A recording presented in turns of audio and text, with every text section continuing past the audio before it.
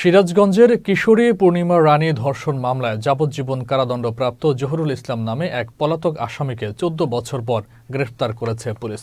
শনিবার দুপুরে এক প্রেস বিজ্ঞপ্তিতে এ তথ্য নিশ্চিত করেছেন উল্লাপাড়ার সহকারী পুলিশ সুপার অমৃত সূত্রধর। শুক্রবার রাতে উপজেলার পূর্ব দেলুয়া গ্রামের নিজ বাড়িতে অভিযান চালিয়ে তাকে গ্রেফতার করা হয়।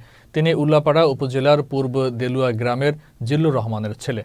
প্রেস বিজ্ঞপ্তিতে জানানো হয়, ২০০১ সালে জহুর ইসলাম ও তার সহযোগীরা পূর্ণিমা রানীকে ধর্ষণ করে পালিয়ে যায়। পরে মামলার বিচার শেষে আসামি জহুরুল ইসলাম সহ মোট ১১ জনকে যাবজ্জীবন সাজা দেওয়া হয়।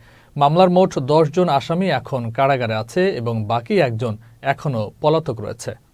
তিনি দীর্ঘদিন মালয়েশিয়াতে পলাতক ছিলেন এবং গত প্রায় ৩ মাস আগে আমরা সংবাদ পাই যে সে দেশে ফিরবে। তো এই সংবাদটা পাওয়ার পর এটা আমরা আমাদের পুলিশ সুপার স্যারের সাথে আলোচনা করি।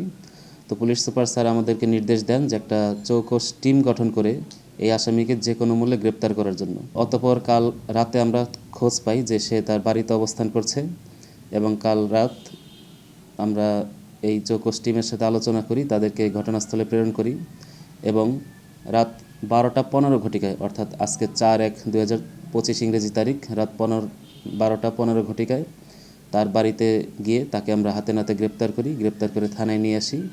তাকে বিজ্ঞ আদালতে সোপর্দ করার প্রক্রিয়া চলমান আছে।